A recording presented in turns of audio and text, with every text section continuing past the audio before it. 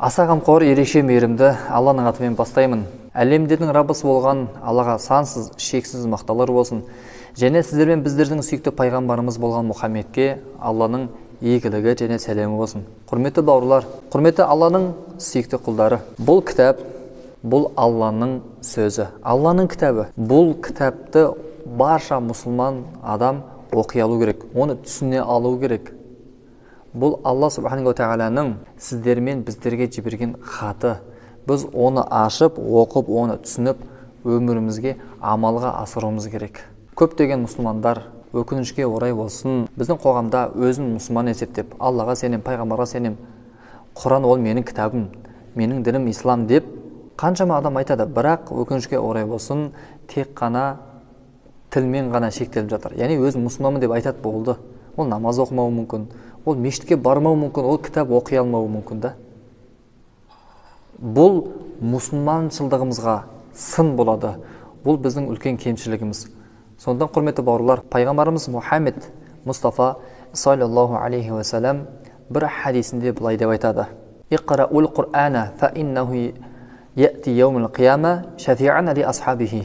Құранды оқыңдар, өйткені ол Құран қияметтің күнінде өзін оқыған егесіне, адамына шапағат жасау үшін келеді дейді. Яғни Құранды сіз қаншалықты көп оқисыз, Құран кітаппен сіз қаншалықты дос боласыз, ертең қияметтің күнінде Алланың алдына барған кезде осы Құран сізге шапағат жасайды екен. Шапағат жасау дегеніміз, сізге Құран ертең қорған болады. Я Раббым Алла, бұл мені осы өмірде көптен көп оқыды, менімен серік болды, мені көп еске алатын, мені көп оқитын деп Алланың құзырына барған кезде бізге шапағат жасайды екен. Пайғамбарымыз саллаллаху алейхи ва саллям көптеген хадистерінде, мысалы Бақара және Әл-Имран сүрелерін оқыңдар, қабірге барған кезде осы екі сүре жарық нұр болады дейді да, субханалла.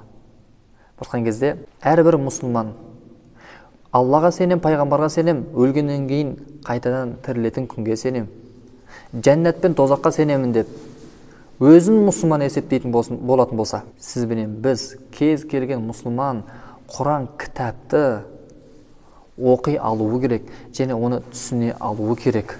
Сондықтан сіз бенен біз иншалла Алла Тағаладан шынайы сұрап, іліміміздің артуын, сондай-ақ Құранға деген махаббатымыздың артуын Алладан сұрайық.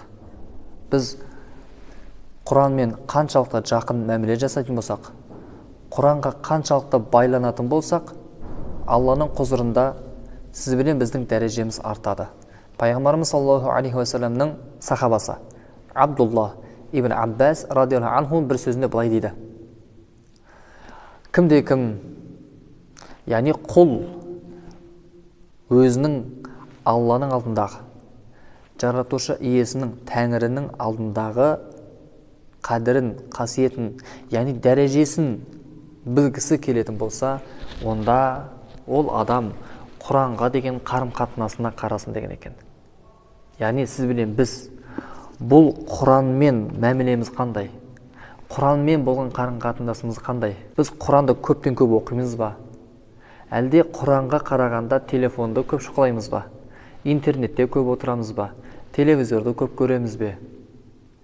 Шын мәнінде телефон, интернет жаңағы оның барлығы бізге пайда бермейді.